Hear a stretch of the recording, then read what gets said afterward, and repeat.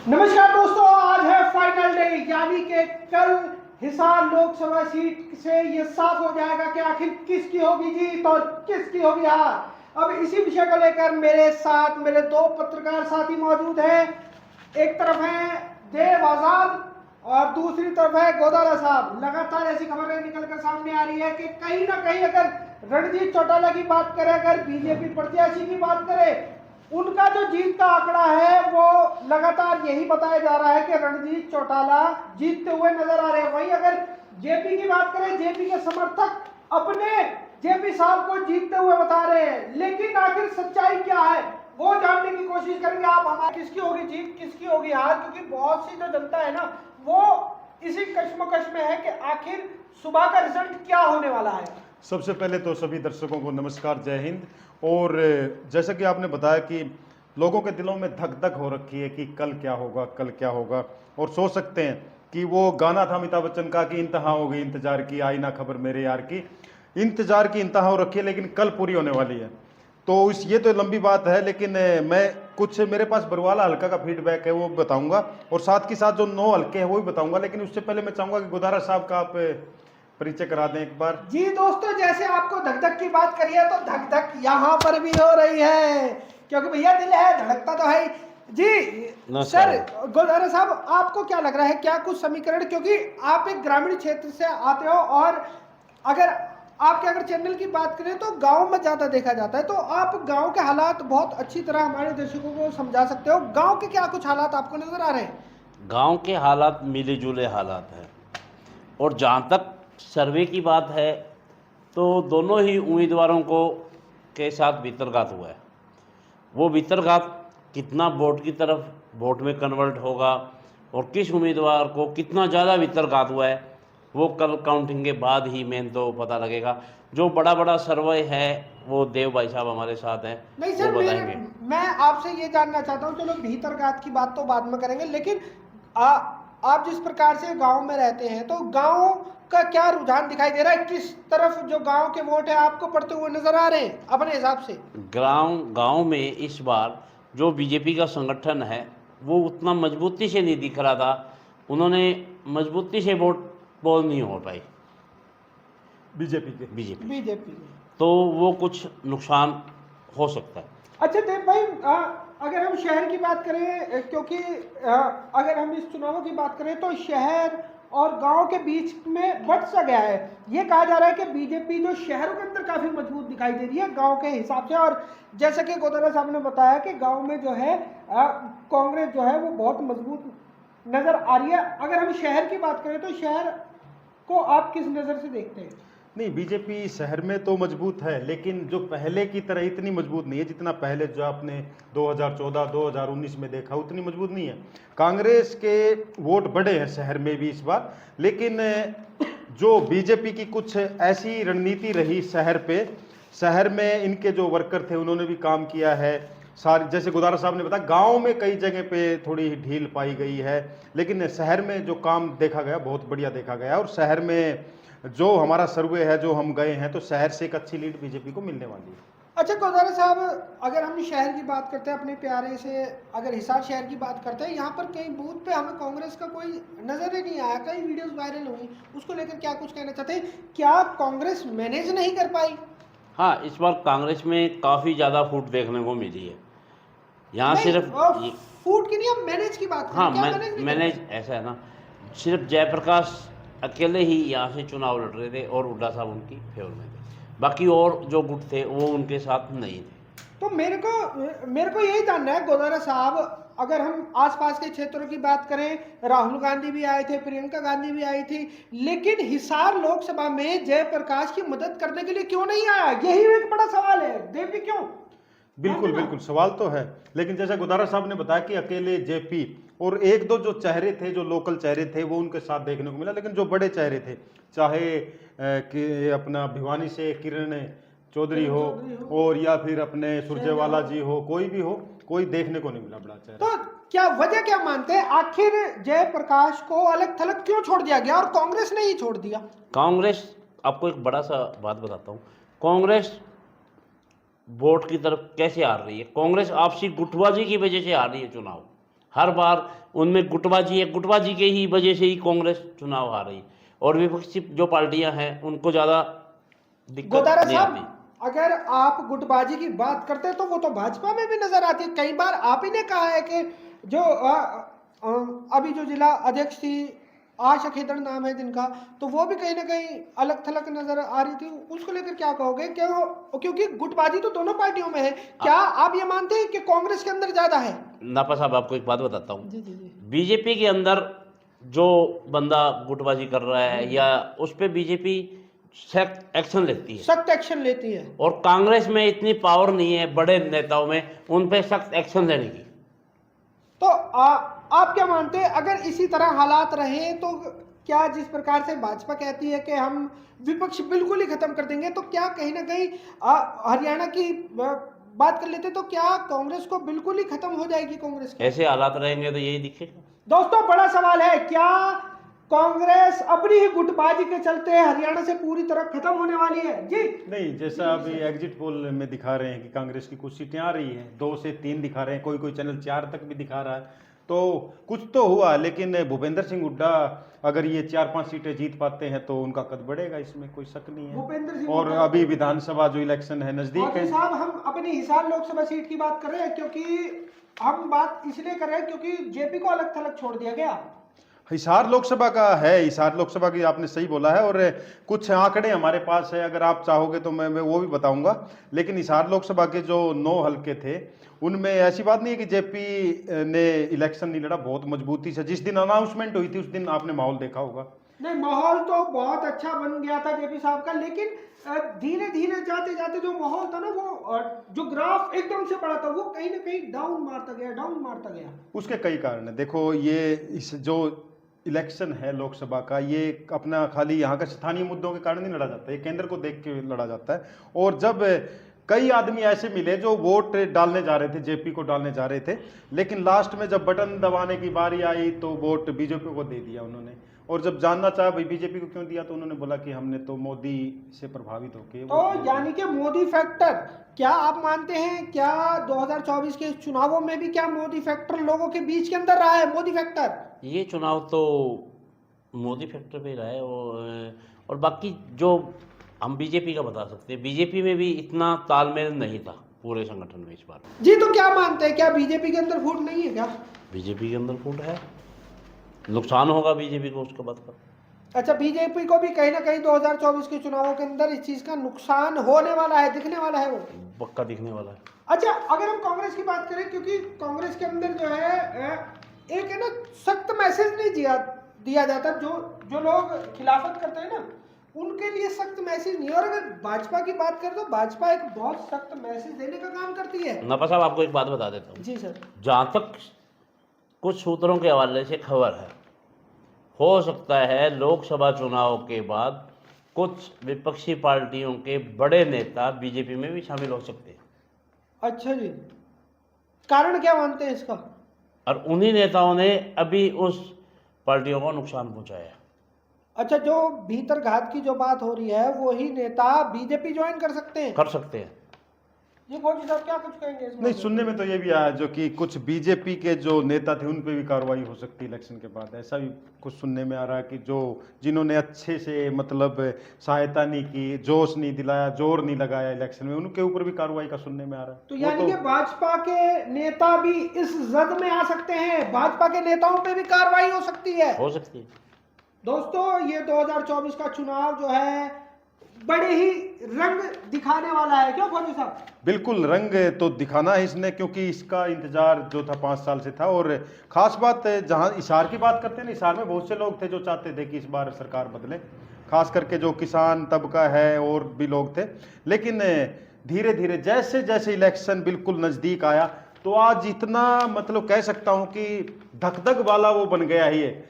कोई बोल नहीं सकता कौन जीतेगा, इसका पता कल ही चलेगा। बाकी विश्लेषण हमारे पास इसमें लिखा है, कहां से क्या हो रहा है, कहां से कौन आगे है। देव भाई, जो हम ये तो नहीं कह सकते, वो तो काउंटिंग के बाद ही पता लगेगा भाई क्या पोजीशन रहेगी, कौन उम्मीदवार जीतेगा। हम हमारा सर्वे बता सकते हैं, अनुमान बता सकते हैं, जो मार्केट का अनुमान है। बिल्कुल। और तो उस अनुमान में जो अनुमान है कांग्रेस पार्टी 3 विधानसभाओं में लगभग अच्छी लीड लेके जाएगी।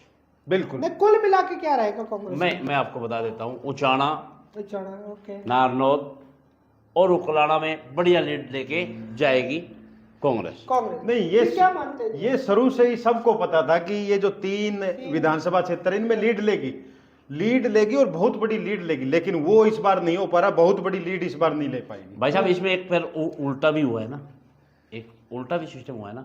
जो 3 विधानसभाओं में कांग्रेस लीड लेके जा रही है ना, अगली 3 विधानसभाओं में वो लीड बराबर हो रही है।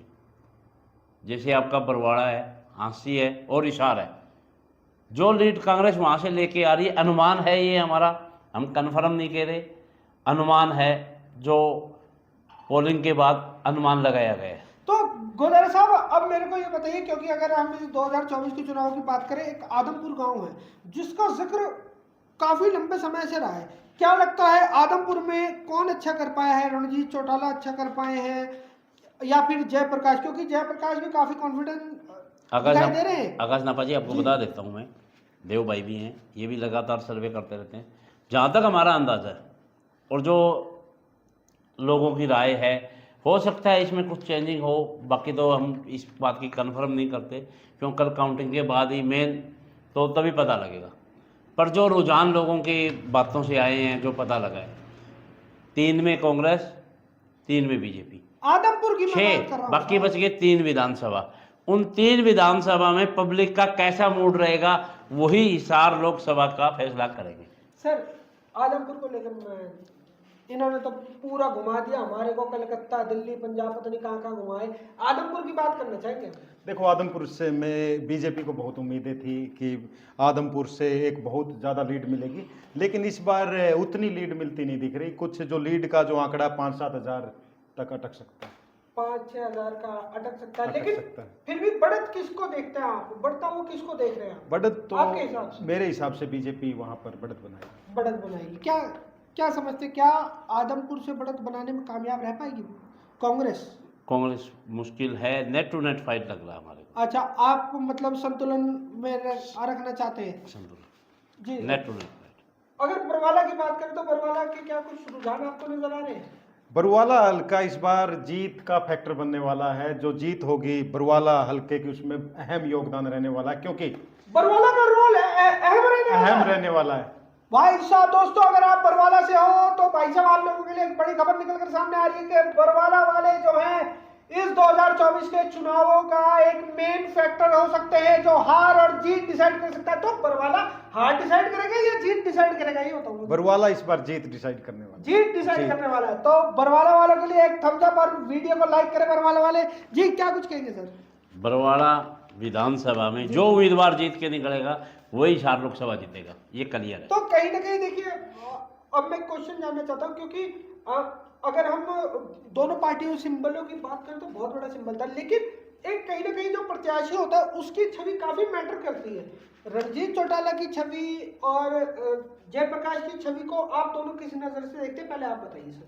छवि का बिल्कुल मैटर करती है, क्योंकि लोग जब जाते हैं देखते हैं कि हमारा उम्मीदवार कैसा है, क्या है, काम करेगा नहीं करेगा, या उसका बोलचाल कैसा, वो सारी चीज़ें मैटर करती है। लेकिन जहां आप बरवाला हल्के की बात करें ना, बरवाला हल्के में कांग्रेस पार्टी शुरू में मजबूत स्थिति में थी, लेकिन जैसे जैसे इलेक्शन नज़दीक आया और कुछ नेता थे जो अपने रणवीर सिंह गंगवा है और जो एक ढाणी गारण से हैं महात्मा जी, साधु जी हैं, वो हैं, उन्होंने और कई और भी थे जिन्होंने अब उसमें बहुत चेंजिंग लेके आए हैं और बीजेपी को उसका फायदा मिलेगा। भाई साहब, आपकी बात बीच में रोकता हूँ।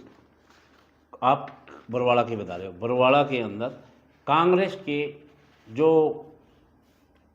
सूत्रों के हवाले से खबर है, हम इसकी पुष्टि तो नहीं करते, पर कांग्रेस के साथ भितरघात भी हुआ है बरवाड़ा में कुछ। हाँ बिल्कुल, वो तो कई बार सुनने में भी आया है कि जेपी साहब कह रहे हैं कि भाई जिन्होंने भीतरघात किया उनको बख्शा नहीं जाएगा, उन पर कार्रवाई की जाएगी। तो कहीं ना कहीं बरवाला के अंदर कांग्रेस के ही ऐसे नेता हैं और सूत्र बता रहे हैं कि कहीं ना कहीं कांग्रेस के साथ जो है बरवाला में भीतरघात हुआ है। क्या आप उसको सही मानते हैं या नहीं मानते, कमेंट सेक्शन में जरूर बता देना। जी सर। अच्छा, एक चीज़ ये है कि इसमें अहम योग बात जो थी कि जो इलेक्शन जो बरवाड़ा का था वहाँ कोई जो जयप्रकाश की तरफ से नेता इतना प्रभावी नहीं थे।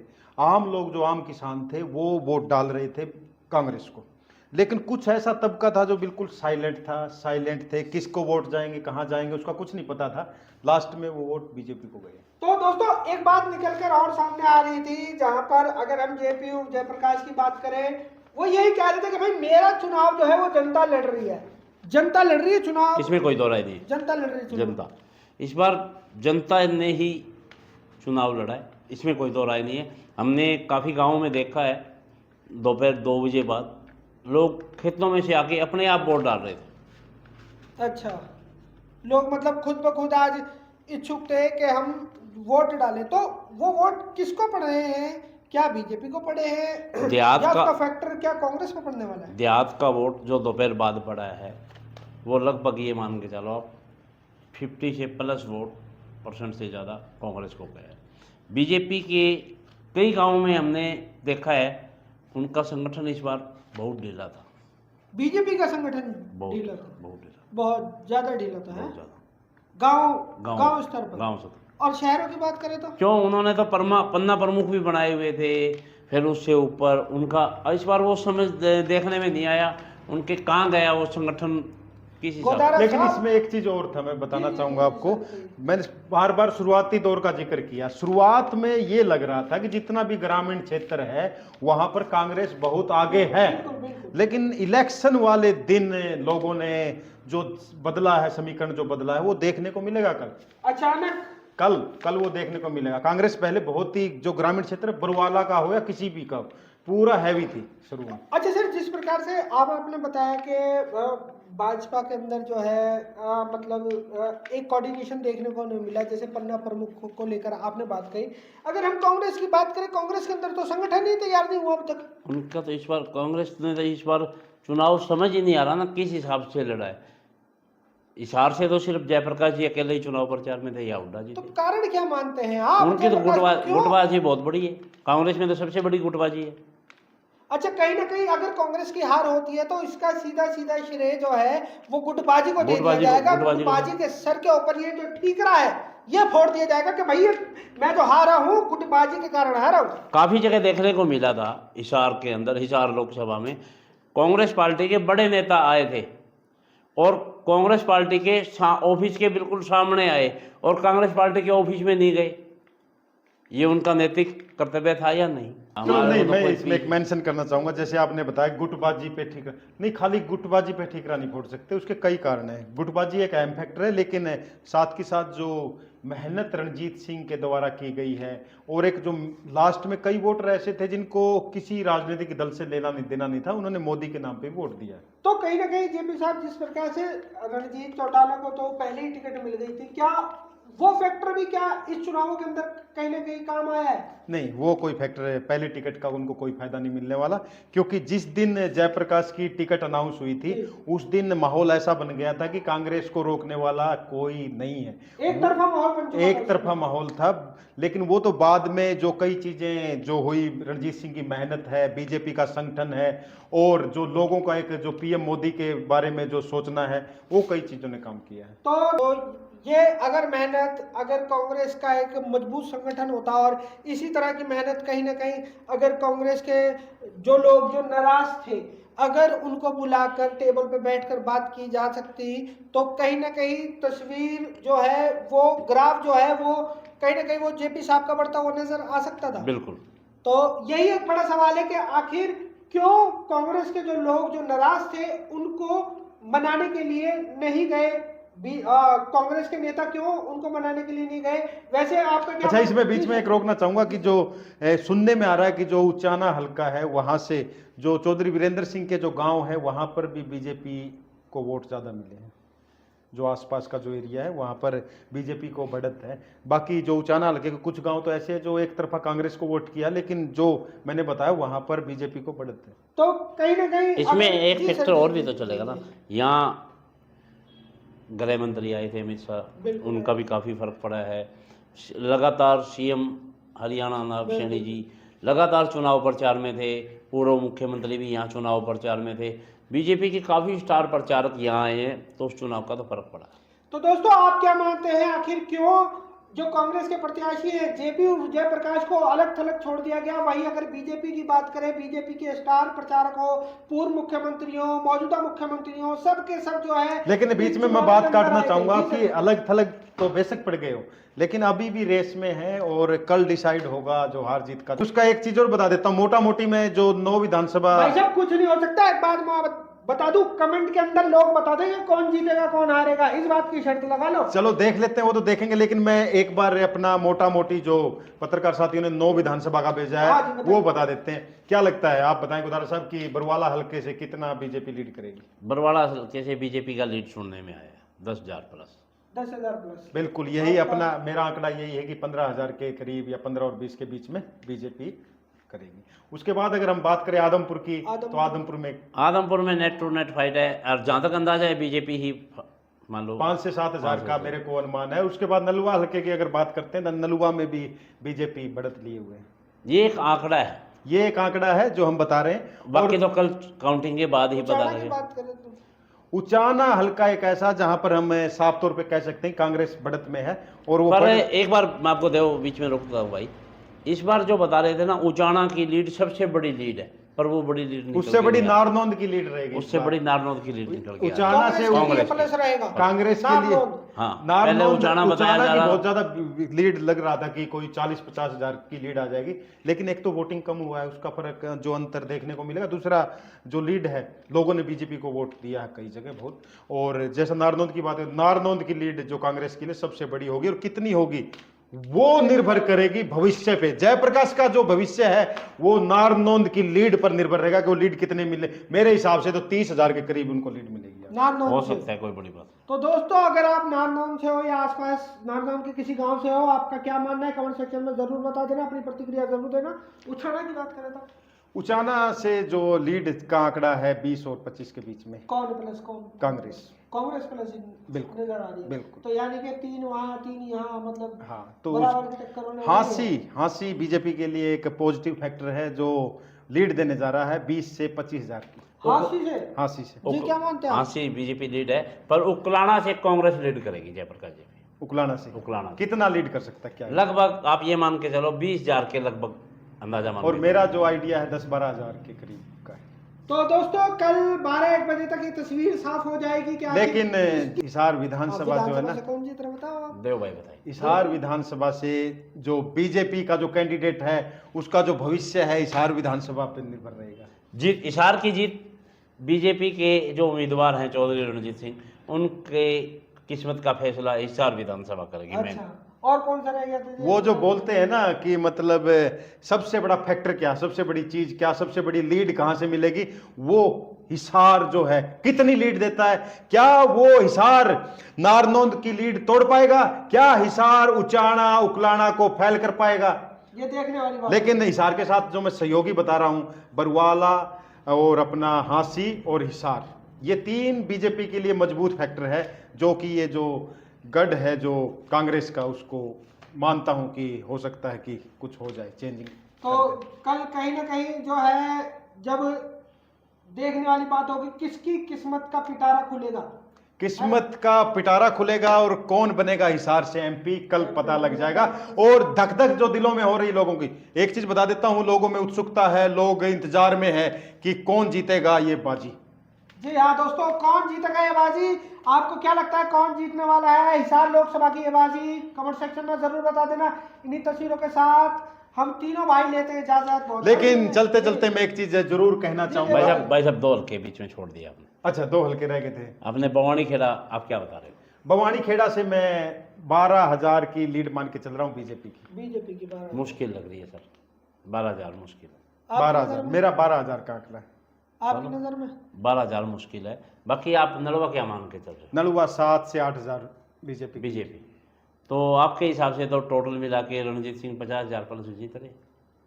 मेरे हिसाब से मतलब जीत तो रहे हैं, लेकिन मैंने एक क्वेश्चन मार्क किया कि नारनौंद और उचाना कितना लीड दे सकता है, कितने लीड दे सकता? क्योंकि मेन तो काउंटिंग के बाद ही पता लगेगा। ये देख रुझान है जो पब्लिक ने बताए हैं। बिल्कुल, ये वो रुझान है जो पब्लिक ने बताए हैं और जो हमारे पास आए हैं। और खास बात ये थी कि इंतजार का अब तो कुछ घंटे बचे हैं। बिल्कुल कुछ ही घंटे में। पर आपको एक बात मैं बता देता हूँ, नड़वा और आदमपुर, अगर एक हल्के में कांग्रेस जीतती है तो दोनों में जीतेगी। अच्छा, ऐसे कैसे? उनका आपसी तालमेल है। तालमेल है। लेकिन क्या, अच्छा एक चीज, एक क्वेश्चन मैं पूछना चाहूंगा, आपने बहुत क्वेश्चन पूछे, मैं ये पूछना चाहूंगा, क्या अभी विधानसभा चुनाव आने वाले हैं, तो जो नेता नए नए एमएलए बनने चाहते हैं, इलेक्शन लड़ना चाहते हैं, उनका भविष्य इस इलेक्शन पर निर्भर करेगा? हाँ पक्का तय। हाँ ना बस। बिल्कुल बिल्कुल। देखिए जिस विधानसभा से अगर ये प्रत्याशी जीत का आंकड़ा ज्यादा लेके चलेगा तो कहीं ना कहीं जो उसको है उसकी जो है महत्वपूर्ण भूमिका में उसको रखा जाएगा। देव भाई एक बात बताओ, जो किसी भी संगठन का प्रमुख हो और अगर उसी के गांव से उसी पार्टी का उम्मीदवार हार जाता है तो उसको विधानसभा टिकट बिल्कुल, कैसे लेकिन मिलेगा? चलते चलते टाइम बहुत लंबा हो गया, एक क्वेश्चन मेरा रह गया था। हमने 2-3 पार्टियों का जिक्र नहीं किया, ना हमने आईएनएलडी का किया, ना हमने जेजेपी का किया, ना हमने बीएसपी का किया। थोड़ा आप बताएं, थोड़ा क्या सोच रहे हैं? तो दोस्तों बीजेपी का जिक्र कर लिया, कांग्रेस का कर लिया और बीएसपी का नहीं करा है। बीएसपी, आईएनएलडी और जेजेपी। और अगर हम इस बार चुनावों की बात करें तो बीएसपी मुझे मेरे हिसाब से शायद तीसरे नंबर पर नजर आ रही है। वैसे अगर आईएनएलडी की बात करें, आईएनएलडी जो इस समय जो फाइट कर रही है वो अपने सिर्फ सिंबल बचाने के लिए कर रही है कि उनका सिंबल बन जाए, बच जाए। और अगर जेजेपी की बात करें, जेजेपी भी जो है अच्छे वोट लेकर जा सकती है। वो क्यों? क्योंकि वो पार्टी आपको मैं बता जी, देता जी, हूँ, सर जी। सिर्फ हिसार चुनाव प्रचार में जितना दम कांग्रेस और बीजेपी ने लगाया था इतना और पार्टियों ने नहीं लगा रखा। तो कहीं ना कहीं ये दोनों ही पार्टियां जो है विधानसभा पर नजर टिकाए पड़ी हैं। नहीं, हम क्या मान के चलें कि कितना वोट ले जा सकती है ये तीनों पार्टियां जो बचा हुआ है? सर देखिए हम 50,000 से 1 लाख के बीच 50। और इसका फायदा किसको मिलेगा? बीजेपी को।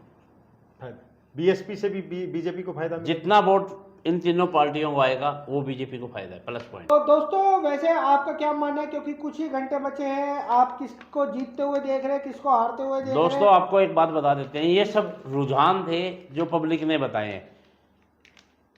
मेन तो कल काउंटिंग के बाद ही पता लगेगा क्या होगा, किसके सब सेहरा सजेगा जीत का। हिसार का। बिल्कुल, हिसार क्योंकि का। ये तो है एक अनुमान, और किसको मिलेगा कल इनाम वो कल ही फैसला होगा। तो दोस्तों इन्हीं तस्वीरों के साथ हम तीनों भाई लेते हैं इजाजत। बहुत जल्द मिलेंगे शहर की दूसरी किसी गतिविधि के साथ। जब तक के लिए सभी दर्शकों का हमारी इस पेशकश से जुड़ने के लिए बहुत बहुत धन्यवाद। नमस्कार, जय हिंद। जय हिंद।